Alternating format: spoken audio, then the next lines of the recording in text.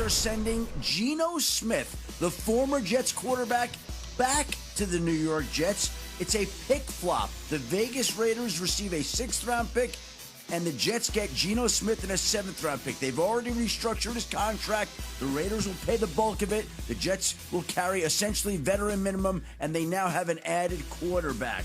Romeo Doubs, the former Packers wide receiver, winds up with the New England Patriots on a 4-year deal worth up to $80 million. Have been in talks with the Commanders. The Patriots opted to go to New England to reinforce their wide receiver room after they moved on from Stephon Diggs last week. New England needed receiving help. It got some today. And it also bolstered its offensive line with the addition of Elijah Vera Tucker, the former Jets offensive lineman and 1st-round pick who agreed to a 3-year, $42 million contract. When he's healthy, he is superb, but he has struggled to stay healthy. If he can stay healthy, that will be a steal for the New England Patriots. We'll see if he can do that. And one other deal today, Isaiah Pacheco goes from Kansas City to Detroit on a 1-year contract. The Lions traded David Montgomery to Houston last week, needed a big physical back to take some of the pressure off Jahmyr Gibbs, who they don't want to overuse. Step in Isaiah Pacheco on a 1-year deal, who becomes the newest back to join Detroit. The Chiefs signed Kenneth Walker, the Super Bowl MVP. That forces out Pacheco, who now goes to the Lions. Adam with us all show long. There's a lot more to get to, and we're so glad that you're getting all your free agency news here with us today. While it's been a little slower than yesterday so far, but there's still going to be some more action happening, some big names still out there. And we've got J-Mac here. We got Louis Riddick. We got Mina Kimes. We got Dan Orlovsky. What's up, everybody? We're going to dive right in with Geno. His last start came for the Jets almost a decade ago, Week 7 of 2016. Since that time, Geno has played for 4 other teams, made a couple Pro Bowls. The Jets, well, no team has won less, thrown fewer touchdowns, or posted a worse total QBR than the New York Jets. How about this? Jets running back Braylon Allen posted his reaction to the Geno Smith trade, tweeting, "We ain't right back, though." Adam referenced this earlier. Remember, he said, wait, what was it that he said? I forget the quote right now. All right, we'll figure it out. They tried to write me off. I ain't right back. There we go. All right. The problem is, when you say that, you have to know the quote. I forgot it for a second. Dan, what is your reaction to this news? You see Geno Smith going back to the Jets. Yeah. They now have an adult in the room, a professional in the building at that position, and that's not anything against Justin Fields, but we have a guy in Geno Smith that's been a starting quarterback for years in the NFL and has been in the NFL for a dozen years plus. And I think in reality, that's kind of what the Jets need. If you're the Jets and you look at some of the pieces that they've added, the biggest thing they need is somebody that gives them a chance on a week in, week out basis to be a competitive football team. Make no mistake about it. They are going to address this position, quarterback, in the 2027 draft for the long term. But for the right now, Geno brings competency. He brings adult feel. He brings a professional element to that room.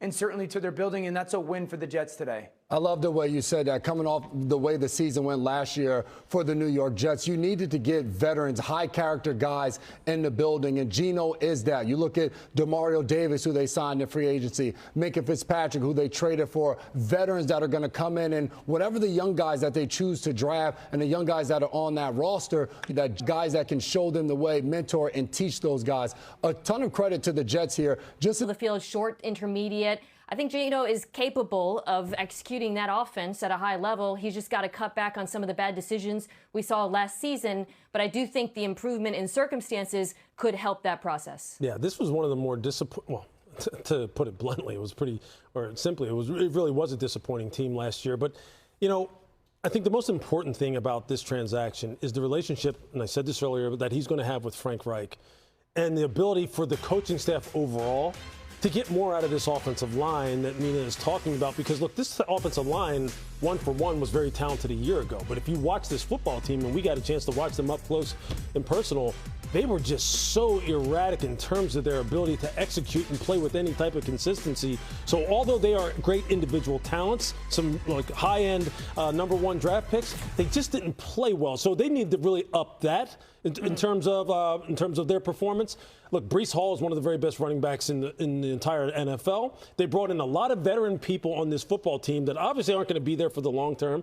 But obviously, Aaron Glenn needs someone in the locker room. He needs a couple guys in the locker room to kind of like just clean out the mentality that has been there, that he wasn't able to get corrected this past year. No matter what he did, it didn't work. So maybe he's now saying, hey, look, maybe we should get a bunch of guys like a David Onyemata, to come in there on the defensive side when you think about guys like Demario Davis. Those dudes are guys who have played a long time in this league, along with Geno, who know what it takes to be a pro and to win.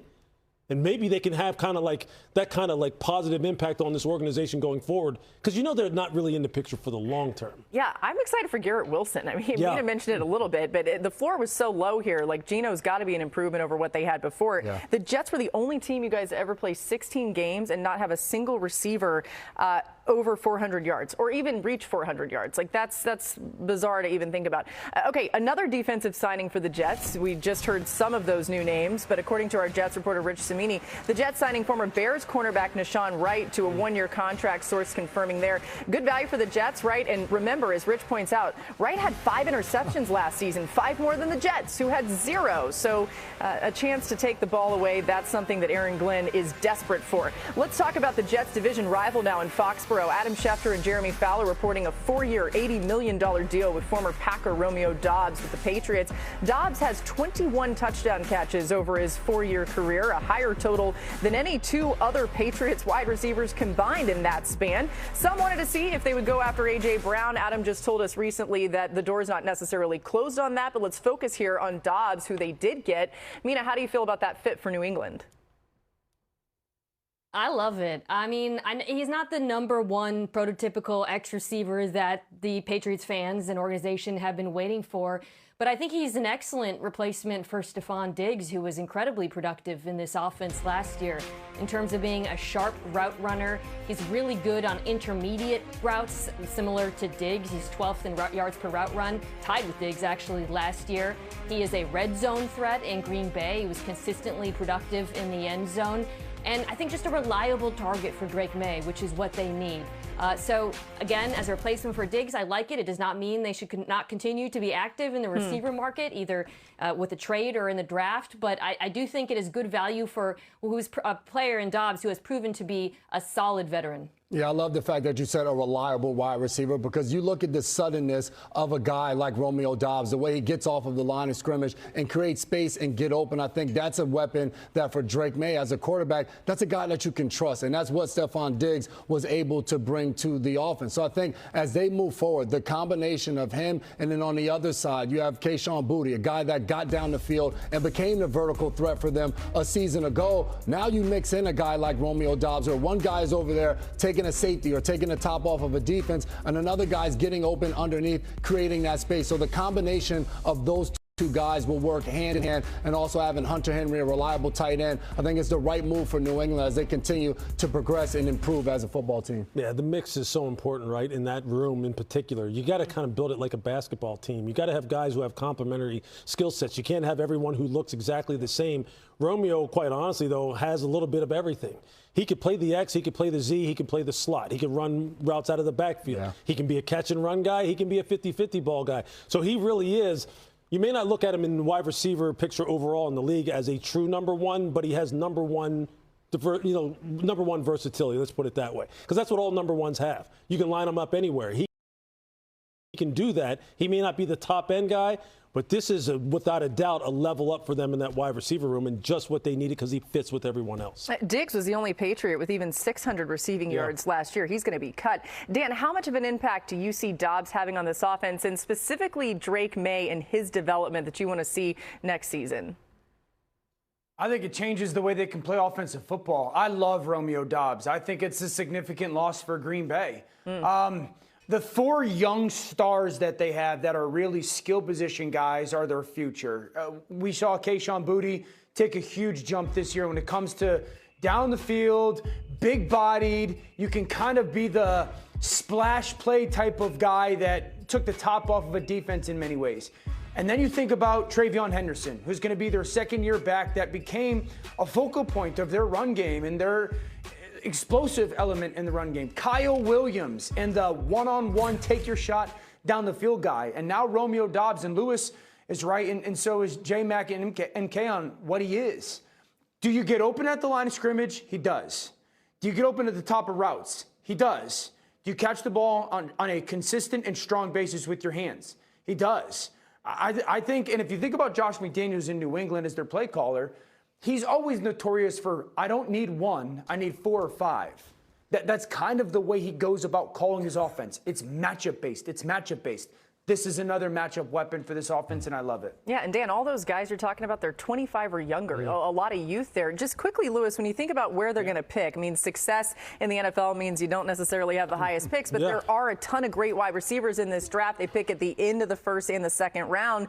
Can they find some of the weapons that Mina's talked about it too there in the draft to make this team better? You absolutely could. I mean, just think about the wide receiver from Washington, a guy like Denzel Boston, who would be another guy who's a different profile than anybody they have. He kind of looks like Matt Collins, but he's a much better route runner, a guy who can go in the slot and absolutely break you down, break your fifth defensive back down like nobody's business, run after the catch, contested catchability down the field. Yeah, they'll be able to get great value down there. It'll be interesting to see what they do with that pick right there, because the board can fall in so many different ways, as you know. You're just kind of sitting back chilling for about 2 hours until you go, man, a lot of the guys that we thought we were going to get aren't even here. So it'll be fun for them, but it's good to be picking late in the first. Yeah, or I don't know, Dan. Maybe there's somebody there that they're really excited about. They're obviously going to be aggressive in trying to make sure they get back to the Super Bowl.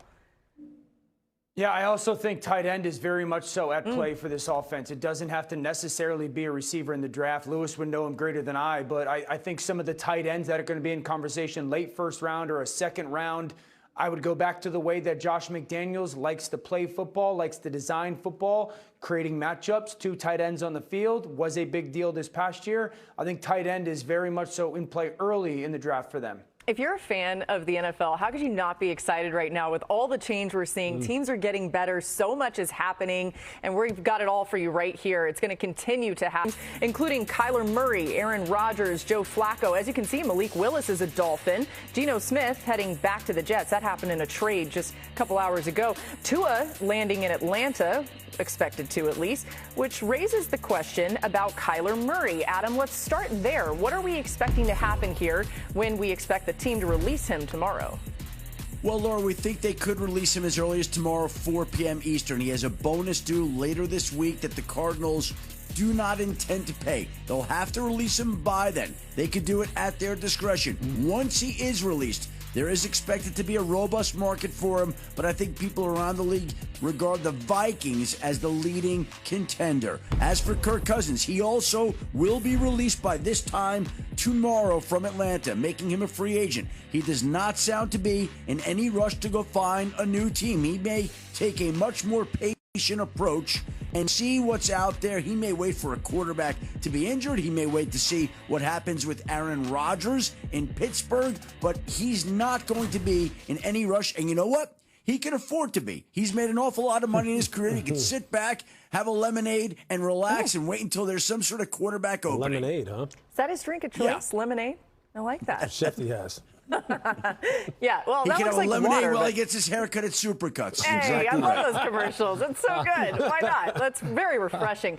Okay, so as we continue on here, reminder that if you're not in front of your TV all the time, that's okay. We forgive you, but you can scan that QR code on your screen, and that'll give you all the updates from Adam Schefter on the ESPN app. There's going to be a lot more news, okay, as Adam's talking about here. You don't want to miss anything. Lewis, let's talk about Tua, Malik Willis. They're already off the board. What is the market for Kelyr Muray when you think about what he can bring to a team, and maybe specifically Minnesota, because it does seem like all signs are pointing that direction? Well, starting with Kelyr, what he brings to a football team is undeniable on the football field. You can see it. Anybody can turn on the tape. Everyone has access to all 22. And you can see what he brings as far as being a dual threat. As a former defensive back, and J-Mac can attest to this, he's a nightmare. He's a nightmare because of the fact of the way he can extend plays. Quarterbacks who can extend plays like this cause you to lose sleep. And that's why you want to work with guys like this. It's what else comes along with Kelyr Muray that if you're doing the homework on him, that's the kind of thing that you're going to have to get at. Who authentically is he? Both as an individual, as a guy who, when he comes into your locker room, how he interacts with the rest of the players, how he interacts with the offense, how he interacts with the quarterback room. Because, look, when you look at his tape, you're sitting there and you're going, okay, so why didn't it work in Arizona?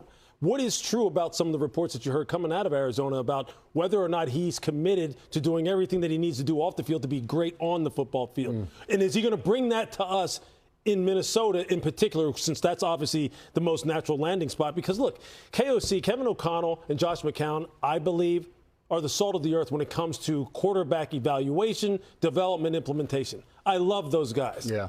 They better do their homework, because to me, you bring him in there, you're sending a definite message to J.J. McCarthy, and one that he's not going to like, and we don't know how he's going to handle, quite honestly. Well, especially after you let Sam Darnold go. Yeah. He goes on to win a Super Bowl. Not that they could have predicted that, but that's what happened. So, yeah.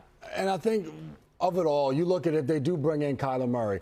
He's a very different player than J.J. McCarthy. So I think that does bring up that conversation. And the J.J. McCarthy side of it is just like, you better go out there and perform. Like, Kelyr Murray's going to be potentially on a one-year deal where he's making league minimum. So they're not saying, hey, we're going to bring Kelyr in, and that's our entire future. But I do think it's interesting when you start to look at setups. Atlanta Falcons brought in Tua Tagovailoa, a quarterback that has some similarities to a guy like Michael Penix Jr. So you can see those guys and the offense going together. I look at all of this. If it doesn't work out in Minnesota for Kelyr Muray, where do you start to look?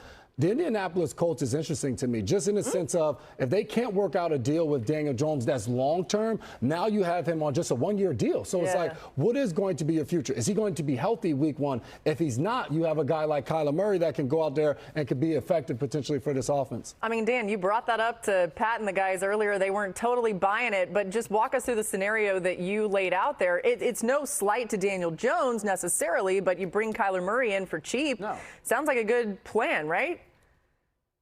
Well, I think in Lewis's perspective on this, when it comes to like team building, is going to be really important, because I do think that if you're Indianapolis and you have the transition tag on Daniel Jones, it's important to just take a step back in this negotiation. Daniel Jones had a great year. I think everyone is rooting for Daniel Jones to get another nice contract. But he is a player that is coming off of an Achilles tear, and a couple years ago had an ACL tear. Okay, so you've got this player that does have a little bit of some significant injury in his past. So that has to, I would imagine, be a part of the conversation. And if you're Indy, are you making a call to Kelyr Muray and being like, well, we think we're going to have Daniel Jones, or in conversation with Daniel Jones. So is this a place that would interest you? Is it only Minnesota for Kelyr Muray? If you're Kelyr Muray and it's Indy as a maybe and Minnesota as a maybe, which one do you find more appealing? I just think it's, I believe Kelyr is going to go to Minnesota, yes, but I do think it's important for Indianapolis to at least have a conversation about it. Adam, I have a couple questions. So first of all, does Kelyr, how much does Kelyr control all of this, right? How much of a say does he have in that? Let's explain that to people. And then furthermore, what does the timeline really look like here? Because we're talking about, you know, the official new league year starts tomorrow at 4 p.m., but maybe they wait a little bit to release him. He does have that bonus you keep alluding to, so it's going to be before the end of the week. But just illustrate that for us a little bit. Yeah. It's a $19.5 million bonus that triggers for 2027. It's due on March 15th, which is Sunday. Okay. So that means that the Cardinals, in all probability, will wind up releasing Kelyr. They could hold on to him if they want till the end of the week, 4 p.m. Eastern, but they have to release him before the 15th, March 15th.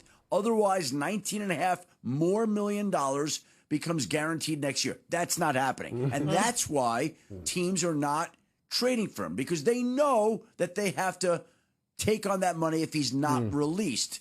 Now, the New York Jets were in a situation where they didn't want Geno Smith to get to the market where he might choose another team, so they flip-flopped rounds of a draft pick. It really didn't cost them much to do that. Geno now goes to the Jets. Kelyr, though, has so much money that would trigger later this week that every team in the league expects that Arizona is just going to release him by Friday, but it certainly could happen at the start of the league year. But Arizona's just holding out hope that somehow, some way, somebody might step forward and be willing to flip-flop a pick when they already are paying Kelyr $36.8 million guaranteed for the upcoming season. Nobody's going to do that, right? No. Yeah. I don't think so. I mean, not from. Didn't make a lot of sense, but It's worth pointing out. Either way, we have to go. But I love that you illustrated that, Adam, because I think a lot of people were wondering exactly what this time game's yet to sign. But a trade happened where Geno Smith, Adam, goes to the Jets. Yes, Laura, as you pointed out earlier in the show, as he said, they wrote me off. I ain't right back. There we though. go. The That was it. letter must have got lost in the mail. Geno Smith now another trade for Jets general manager Darren Muji, who continues to wheel and deal and make things happen throughout his time in New York as the Jets general manager. Today, Geno Smith, who now steps in as the #1 quarterback, Romeo Dobbs, signs with or agrees to a deal with the England Patriots, 4 years, up to $80 million. The Patriots needed wide receiver help. They got it today in the form of Romeo Dobbs, who leaves Green Bay. Had spoken to Washington. He winds up agreeing to a deal with the New Patriots today, and it wasn't the only deal got today. Braden Smith, the former Colts offensive lineman, agrees to a 2-year up to $25 million with the Houston Texans. He started 105 games during his 8th season in Indianapolis. Me, Adam, he now stays in the AFC South, but bit. moves on to the Houston Texans, who have an awful lot of time and effort. Adam can't hear. We're going to cut his mic. Listen, you guys, I was powering through that. I feel really bad to cut Adam's mic during free agency because that just feels wrong. We're going to get him back, though, okay? We're going to figure out what's going on over there and get Adam Schefter back in just a minute. But in the meantime, I got Lewis here with me. Let's talk about the Lions, okay? That was actually pretty funny. I was hanging on. I was like, okay, every other word was coming through. I was kind of doing context clues. We're not going to make the viewer at home do that with us. Jahmyr Gibbs, David Montgomery spent 3 years together in Detroit. Sonic and Knuckles, they scored some points, okay? The Lions, the only team with multiple running backs to run for at least 25 touchdowns since 2023. But Montgomery is now in Houston, traded earlier this month for draft picks and Juice Scruggs, and Gibbs. They now have Isaiah Pacheco in Detroit. That's what you would have heard from Adam, and that's the point of talking about this. Dan, do you like the fit of Pacheco in Detroit? Yeah, I do. Obviously, the loss of David Montgomery is felt in that short yardage, goal line, we want to run at you type of offense. And that's kind of the identity of who they've been since Dan Campbell, who's their head coach in Detroit, has taken over. And without Montgomery there, you lost that, as great as Jahmyr Gibbs is. And so the addition of Pacheco gives them that guy. He is not going to be their focal point.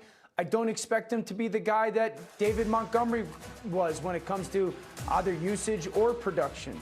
But he's a good, solid player, and he's a good, solid back, and he fits the downhill run game that Detroit kind of wants to try and get back to. We saw them sign Cade Mays for their offensive center position as well. So, yeah, this one makes a lot of sense for who Detroit wants to be.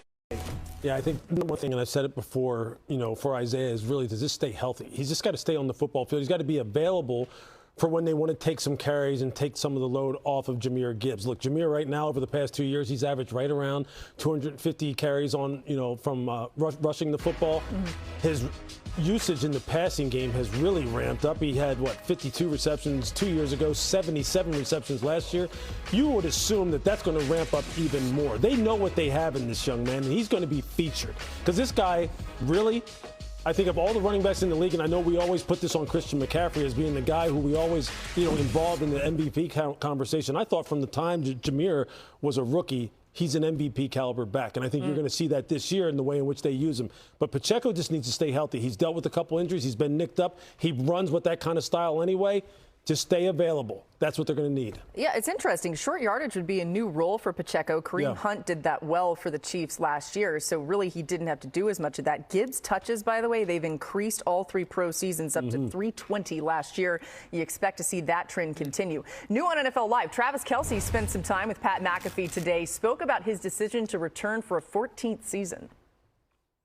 Yeah, I'm not gonna lie. It was pretty short and brief, and the Chiefs knew where I was the entire time on it. I think you always need to take a step back. You always need to take a step back, breathe, let the emotions of the season settle down, and see where the body is and things like that. But man, I'm still in love with this game. I still love going to work, putting on the pads, grinding it out and just, playing the game. And I think my best opportunity was playing for the Chiefs yet again and running this thing back with Pat Mahomes and Coach Reed, and got my guy Eric Bieniemy, Coach Bieniemy back. There's a lot of pieces in Kansas City that I absolutely love, and I can't wait to get back in the building with them. It makes sense, right? It's good to see Travis Kelce returning there, joining him on the offense. And he mentioned how excited he'd be about this. Super Bowl MVP running back Kenneth Walker III with a new 3-year deal. They've got some serious secondary holes, though. Lewis, you talked about this earlier. Losing 2 cornerbacks to the Rams, plus safety Brian Cook to the Bengals. It's going to be interesting to see how they fill some of those voids. And, Mina, the Chiefs have been busy this offseason, but what do you make of the moves they've made so far?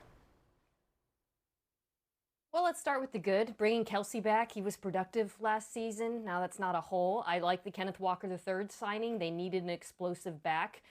But there are still major needs at high-value positions on this roster. You alluded to it. The cornerback room now plays for the Los Angeles Rams. Obviously, they have to add there. I think they need speed on the defensive line desperately. That, to me, was a serious issue last season. And then receiver, Rashee Rice's availability is going to be something to monitor, but that's a position they need to add at. Now, the good news is, Dan, in my mind, where they're picking in the draft 9, they're going to have real opportunities at all 3 of those positions, I believe. Probably one of the 2 top receivers, probably the best corner in the draft, and hopefully for them, maybe one of the 3 edges available there too. So while there are major needs for this team, I do like the way the draft could potentially shake out for them. Yeah, Dan, they've got the 9th overall and the 29th overall pick after those trades. They're sending their defense to the Rams. What do you think they should do? How should they prioritize the way that they look at this draft?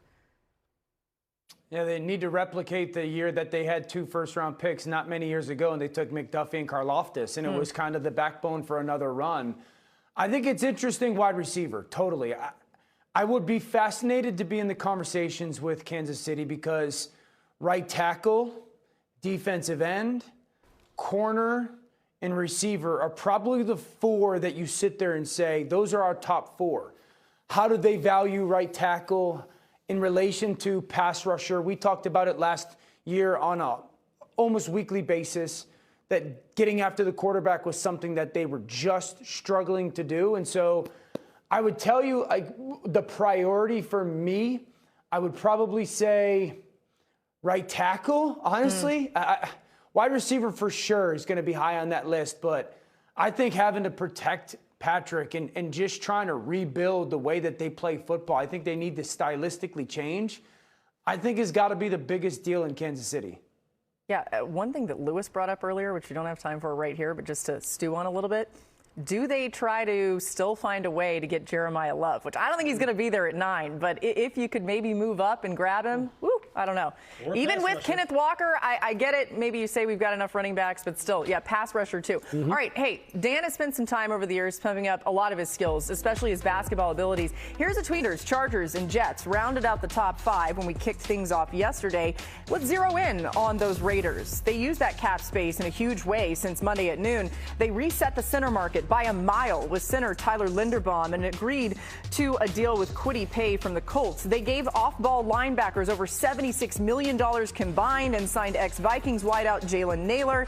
They're thinking about Fernando Mendoza. Mina, how have you liked the way that the Raiders have spent so far? I like a lot of the choices they made, and I think you can see a theme there when you see them all together, which is they really bet on youth and upside. They want a core that'll grow with their young quarterback, led, of course, by the Linderbaum signing, which, yes, that's an eye-opening price tag, but it's a player who I think will be worth it if he does for Mendoza what they hope at the center position, as well as that zone run game with Clint Kubiak. As far as defense goes, Dean and Walker reunite as teammates. I think there's exciting complementary skill sets there. So I like them remaking their linebacker group in that fashion. I think those players will play well next to each other, with Dean as more of the pass rusher, Quay Walker as an excellent tackler. Yeah, we expect him to take Mendoza. I love to see the way they're building around him. I think if you're Fernando Mendoza watching all this, you're like, okay, good. I like this. Feel good about it. We'll see how it all pans out on the field, though. Another team on that top 5 cap space list to start the week was the Titans, and they haven't been shy either. You see the former Giant Wan'Dale Robinson, $70 million richer following old head coach and new OC in Tennessee, Brian Daboll. John Franklin Myers and a pair of cornerbacks will join him, along with former teammate Daniel Bellinger. So the Titans making a lot of moves. We talked about it too, J-Mac. Like, they may be the team that looks a little similar to what last year's Patriots were doing even at this time. What impresses you about the way that they've approached free agency? The continuity has been big.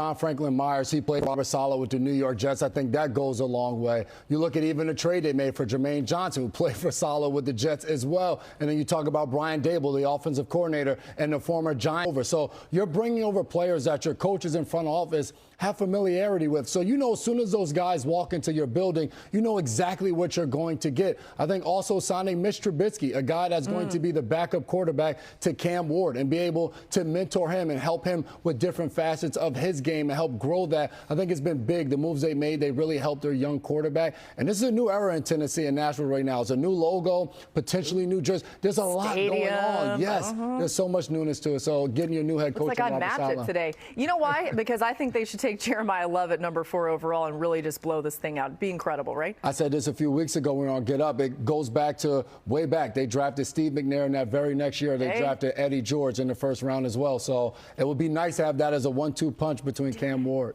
We'll see. Okay, coming up next, pass rushers are at a premium, right? Trey Hendrickson, still a free agent. He has not hit a landing spot yet. Where might he go? You heard Lewis talking about maybe the Bills earlier. We'll give you some more destinations. Rush hour. It's almost rush hour, right? I like that, you guys. Talk a little pass rush hour next. Right here on NFL Live as free agency continues. We'll be right back. We're back on NFL Live, day 2 of a lot of free agency action. A little quieter today, but let's talk about what the Panthers have been doing. They've been going all in on the defensive side of the ball, signing pass rusher Jalen Phillips to a massive 4-year, $120 million deal. And then late last night, agreed to a 3-year, $45 million deal with former Jags linebacker Devin Lloyd. Some really big moves. Mina, we start with you. Do you like the moves that Carolina has been making on defense? I really like these players. You know, last season, you guys remember, last offseason, rather, the Panthers missed out on the top defensive free agent in Milton Williams, who they pursued and ultimately ended up going to New England and being impactful there. Clearly, they didn't want to make the same mistake this time around, so they paid the top players at their positions premium money, and I think that it was worth it. Starting with Phillips, to me, I know folks look at the sack totals and they're not double digits and they wonder whether he's worth it, but I'll mention he was 6th in pressure rate. So while he didn't bring down the quarterback, he did affect the pocket. And I think he has a skill set, Jason, that Ejiro Evero, really covets, because he runs a scheme that's not too dissimilar from Vic Fangio. And that's a scheme that wants to get pressure with 4 and stop the run with light boxes. And Phillips is a complete edge. He's excellent against the run in addition to being able to rush the passer. So I really like him for that scheme, and I think, you know, with another dominant 3-tech next to him, Derek Brown, he could be extremely productive in Carolina. Okay, you're right on, especially that Derek Brown piece. He's dominant. I think Devin Lloyd took the ball away for Jacksonville, and that's a big thing that he'll be bringing to this defense. But I love everything you said about Jalen Phillips, because I was his teammate when he was a rookie in Miami, and I've been able to witness what this guy has gone through, the injuries, the season-ending surgeries that he's had to fight back from, and getting traded last year in the middle of the season, getting to Philadelphia, and now to sign a big contract like this is huge, and it just shows his determination to where he's been able to get to. When you think about what they came from, or at least what it was last year, I mean, no Panther had more than 5 sacks last year. That's going to change. They were tied for the 3rd fewest sacks in the NFL last season. They've done a lot to help that situation. Here's our free agent board as it stands right now. Only a few names left that are highlighted. We're still waiting on Kelyr Muray. That expected toward the end of the week, potentially Reek Woolen, Kayvon Chason, Rasheed Walker. But Trey Hendrickson at the top of the list there. When you think about what's going to happen for him, the next big name that we're waiting for sure, he's looking for a massive payday, Lewis. Some teams still searching for pass rushing help. What are some landing spots that might be most realistic for him? Yeah, I think the landing spots may not necessarily equate, Laura, to a massive payday. That's the problem, right? So really, he's going to have to try and really look for the best of both worlds, meaning I'm sure he wants to go to a place where there's going to be, they're going to be in contention for maybe a Super Bowl trip, and where also he's going to be able to be compensated relatively, reasonably. I mean, he's not going to reach the $30 million per year mark. So really for me, look, Jeremy Fowler in the last hour, he kind of brought up this name, and it makes sense. The Buffalo Bills, right? They're looking for a pass rusher, a bookend to go along with Greg Rousseau. Now that Joey Bosa is a free agent, A.J. Epinesa is a free agent. Look, Trey Hendrickson fits perfectly. I mean, that's exactly Trey Hendrickson, when you think about it, him and Joey Bosa, very similar in terms of how they like to win. Power, hand usage, great get off. I mean, they can play the run. They're stout at the point of attack. It's just, look, Trey Hendrickson's situation is one of the most wild in free agency over the past couple of years. This guy has not been able to get his money. Just don't understand it. Now's the time to do it, right? Yeah. And I realize you said it, 30 million, maybe a little bit too. I get why he's trying to go after that, though. He's like, I finally have a chance to get out there in the world. Okay, remember, our coverage continues tomorrow. We're back with you, our SportsCenter special countdown to free agency at 3 Eastern on ESPN2. NFL Live will be right after that. All the coverage carries on here on ESPN. We've got you locked and loaded.